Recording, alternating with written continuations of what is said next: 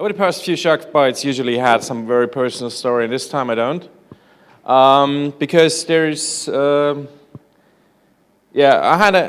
teaching a class during winter semester, and it's a beginner's class for industrial automation. The guys doing the class and girls doing the class usually starting how to build stuff with wood, and they have one semester where they learn how the machines operate and work they use.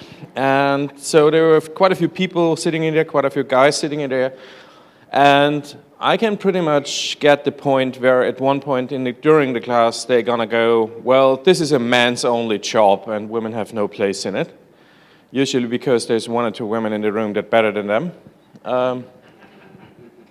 But it got me thinking, and one theme I have throughout my career is that it's quite surprising to quite a few guys being in software development and being in computers and stuff like that, that there are some women in the background and they don't play that prominent a role. And I just wanted to point out 4 of them in case you need some advice or need some role models to go after. Because there's actually quite a few things you can learn from their experience and their first steps. Please turn the page. Not you. So the first one I have here is a nice little lady. She's actually one of my favorite role models ever. She lived in the middle of the 19th century and got only to be 36 years old. She's the only legitimate child of Lord Byron, the English poet, which is better known throughout English classes throughout the world. But she has a very beautiful name. This is Leda Eddy Lovelace. And she is credited to be the inventor of modern computer programming. So she is usually credited as being the first software developer. She did this by working for Charles Babbage. She was a mathematician by trade because her mother wanted to study her something to prevent her from getting the same kind of insanity her father had. So she let her study mathematics. Everybody who studied mathematics knows this is pretty much a surefire way to get insanity. And she worked for Charles Babbage as kind of a person who does the legwork and write down stuff. And she actually is, I have to read all down these names because it's actually a little bit complicated. She translated notes from Luigi Menabrea, who was an Italian mathematician. And during those notes, she developed, or is credited as developing the first computer algorithm ever being written down. Her name is quite popular these days with students because there is something called Ada95, which is a programming language, not that widely used in modern computer science, except for one notorious exception, military and space applications. So pretty much every rocket flying to the outer space has been written with software with Ada95. And the compiler for that is named Lovelace. Now, the second woman on here is a fierce-looking housewife, German housewife. She got to be 93 years old. She actually died pretty late, you wouldn't expect, 1950. And she was tired of having to clean up after making coffee for her husband. And this woman actually is our lifesaver, because this is Melita Benz, and she invented the modern coffee filter. Without her, I think pretty much nothing would have been done in computer science. She's the life source. She did this by using the blotting paper of her son's school books to invent the first coffee filter, and actually was one of the first big entrepreneurs in Germany during the 19th century. She founded a company that's still going on today. She invented quite a few other stuff in regard to coffee filters and coffees all around. But she's actually one of my big heroes because without her, I wouldn't standing here after 2 o'clock in the morning. Now, the third one I especially like, because she's one of those stories when software developers or men in general start developing something, we come to a point where we really like what we did, but we're kind of anxious what everybody else thinks about it.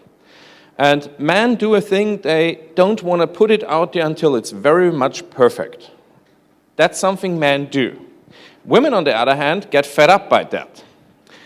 And she especially did about the invention her husband made, which was the very first car. This is Bertha Benz. Yeah, Bertha. And she was married to Carl Benz, who is usually credited as being the inventor of the very first car, you know, the one with the 3 wheels you usually see in history museums. And in 1888, she especially got fed up by her husband's slowness of bringing the car to market, or marketing the car in general, took the 2 sons and just drove without telling her husband to her mother. On her way, doing quite a few things. First of all, she stopped by an apothecary and bought some gas, which usually takes this apothecary as being the first gas station in the world. She invented the first gear because she found out that the car going up a hill was too high geared to be able to do that. So when she came back, she told the guys, you need a smaller gear to be able to go uphill. So she is usually credited with the invention of the first gear. And also with the modern brake, because back then when you had a brake installed in a car, you had metal-on-metal braking, which is very nice if you're going very slow, but you need something in between. So she used leather stripes on the brake, and she's usually credited as being the inventor of the modern brake. The real cool thing about it, though, is when she came back, she had about 90 to 200 pages of notes for the engineers, what was wrong with the damn thing. And it took about another 9 months to figure out all those kinks. And all throughout her life, she worked as the lead test engineer for the Benz car factory. So she's usually also credited as being one of the first real testers in life. And that's just because she thought, well, you have done something, do something else with it, and test it out properly. Now to finish up, this woman has some great credits to her life. Most men probably would have taken the credit. She's usually one of the first women who did a nude scene in a movie. Very classy at the time, just from behind, but still. It was 1933, and pretty much everybody screamed about it. This is Hedy Lamarr. And Hedy Lamarr was half Jew, Austrian, who was doing movies in Germany before the war, and after the war started to really pick up, she went to Hollywood, do some movies there. She was credited as being more beautiful than Marilyn Monroe. But there was one thing that particularly puts her in this slide. And she had a friend, a composer, and he was poised to do a movie where they have a lot of pianolas, which are just smaller pianos, playing with each other synchronized. It was about 16 of those. And the problem of playing synchronized pianos, mechanical pianos, is actually quite extensive, to have them start at the same time and have them stop and play the same notes at the same time. So she invented something which takes a piano roll. Every modern, you especially mentioned it a few days ago, which is just a paper with some holes punched into it, and it plays a certain song. And she's credited with synchronized transmission and frequency changing for transmission to playing those pianos. She invented frequency hopping. Anybody ring a bell? She's credited as being the main inventor of the base technology of Wi-Fi and Bluetooth. And you never hear about her. So those are quite a few people. You can go on with this list forever. I mean, the first Apollo station moon program was written extensively just by a woman. You can go on and all about that. But it's one thing taken away. Usually men weren't credited because either they were too fearsome or too narrow-minded. And throughout all those women's stories, you find men like that. And just a reminder, take a note to the woman sitting beside you.